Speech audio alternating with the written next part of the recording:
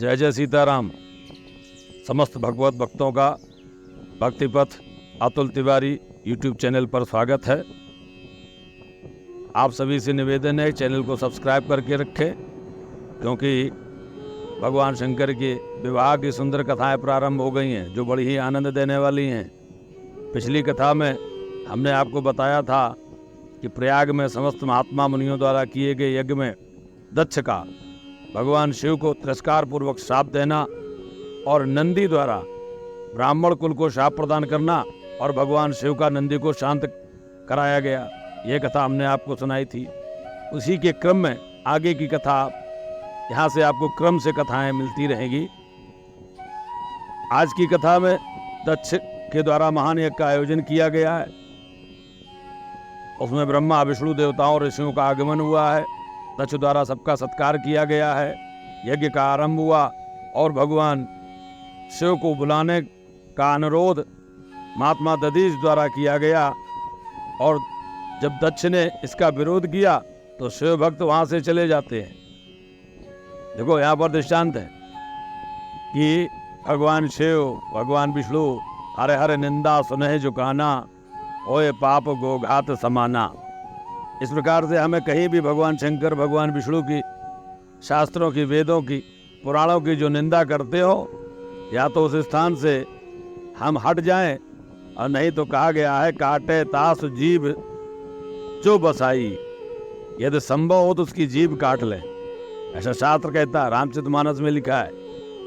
आप सामर्थ्यवान है तो ऐसे व्यक्ति की जीभ काट लेनी चाहिए जो भगवान शंकर भगवान विष्णु वेदों की, शास्त्रों की, पुराणों की निंदा करे, संतों की निंदा करे। और नहीं है संभव तो श्रवण मोद न चले पराई, कानों को बंद कर लेना चाहिए और वहां से उठ जाना चाहिए। तो आज की कथा में ब्रह्मा जी कहते हैं, नारद, एक समय दक्ष ने बहुत बड़े यज्ञ का आयोजन किया।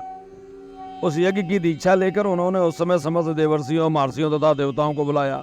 वे सभी उस यज्ञ में पधारे। अगस्त, कश्यप, अत्रि, वामदेव, भृगु, दधीच, भगवान व्यास, भरद्वाज, गौतम, पैल, पराशर, गर्ग, भार्गव, कुकुप, सित, सुमंत, त्रिक, कंक और वैशंपायन, ये तथा बहुत दूसरे बहुसंख्यक मुनि अपने स्त्री पुत्रों को साथ ले ब्रह्मा जी कहते मेरे पुत्र दक्ष के यज्ञ में हर्षपूर्वक सम्मिलित हुए थे। इनके सिवा समस्त देवगण, मान अभ्युदयशाली लोकपालगण और सभी उपदेवता अपनी उपकारक सैन्य शक्ति के साथ वहां पधारे थे। अर्थात कोई बचा नहीं था, सभी पहुंचे। दक्ष ने प्रार्थना करके सदल बल मुझ विश्वसृष्टा ब्रह्मा को भी सत्यलोक से बुलवाया। पिता को तो बुलाना ही पड़ेगा। इसी तरह भांत भांत से सादर प्रार्थना करके बैकुंठ लोक से भगवान विष्णु भी उस यज्ञ में बुलाए गए थे। शिवद्रोही दुरात्मा दक्ष ने उन सबका बड़ा सत्कार किया था। विश्वकर्मा ने अत्यंत दीप्तवान, विशाल और बहुमूल्य दिव्य भवन बनाए थे। दक्ष ने वे ही भवन समागत अतिथियों को ठहरने के लिए दिए।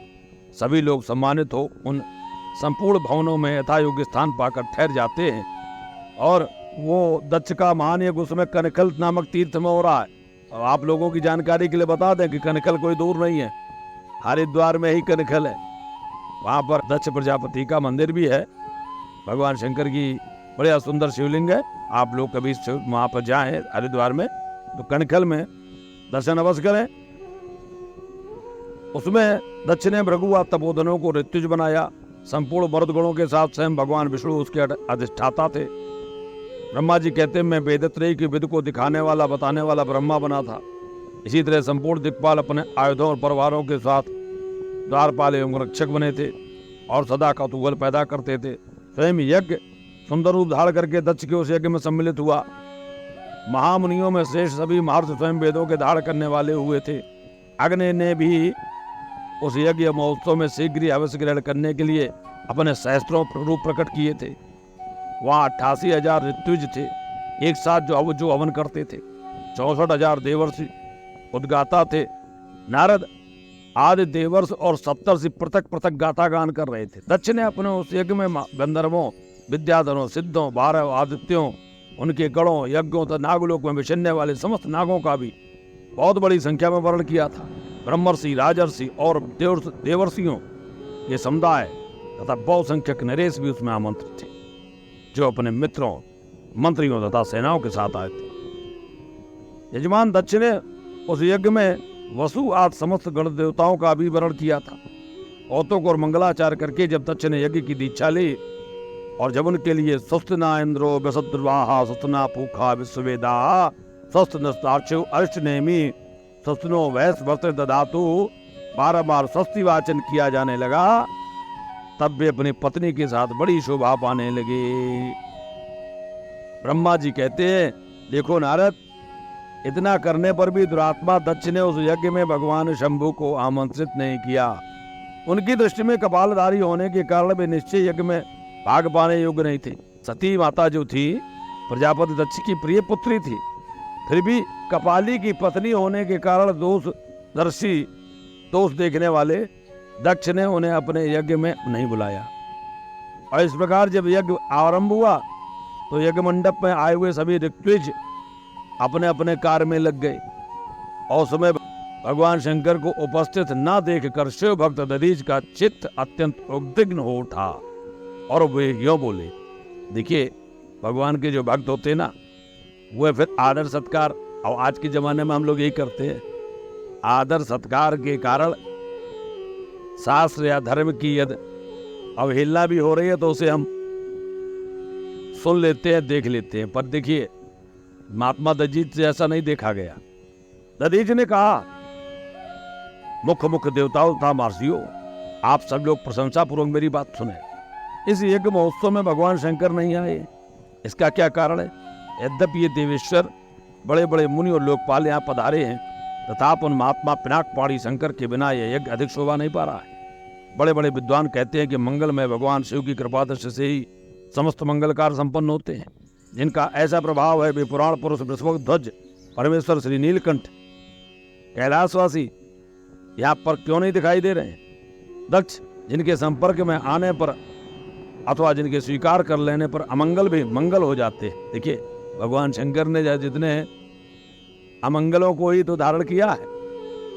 सर्प है, भूत है, प्रेत है, पिशाच है, शमशान की राख है, तो उसको धारण किया है। परंतु भगवान ने अवंग भूत मसान की सुमृत सुहावन पावनी, हमारे इस चैनल पर आपको मिलेगा, इस पर बहुत सुंदर कथा है, भव अंग भूत मसान की सुमृत सुहावन पावनी। भगवान शंकर ने मुर्दे की राख को भी शरीर पर लगाया तो अमंगल राख भी मंगलकारी हो गई है।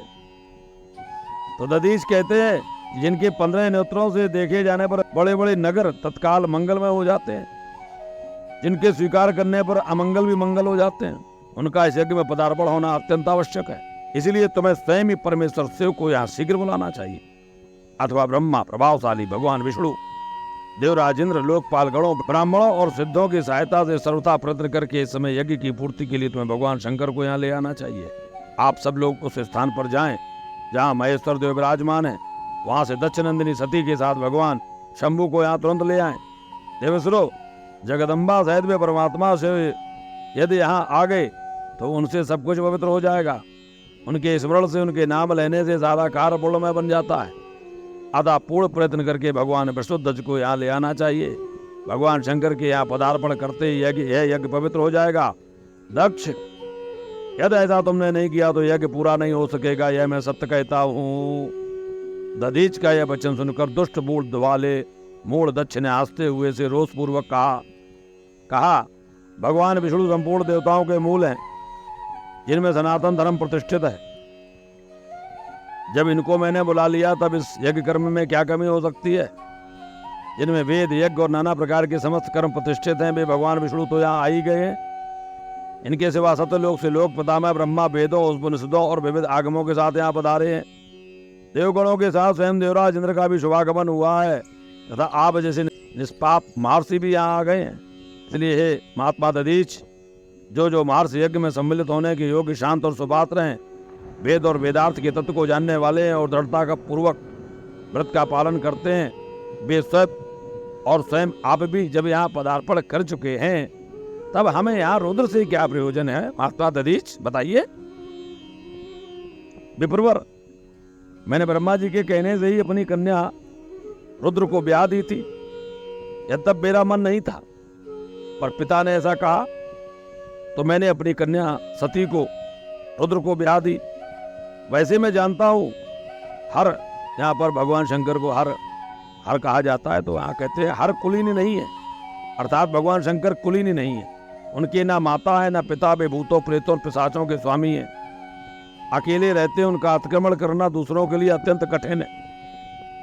वे आत्म प्रशंसक हैं, मूल हैं, जड़ हैं, मौनी और ईर्ष्यालु हैं। इस यज्ञ कर्म में बुलाए जाने योग्य नहीं है। हे महात्मा दधीच, इसलिए मैंने उनको यहाँ नहीं बुलाया है। अतः आपको ऐसी बात नहीं कहनी चाहिए। मेरी प्रार्थना है कि आप सब लोग मिलकर इस महान यज्ञ को सफल बनाएं। दक्ष की यह बात सुनकर दधीच ने समस्त देवताओं और मुनियों को सुनाते हुए यह सारगर्भित बात कही।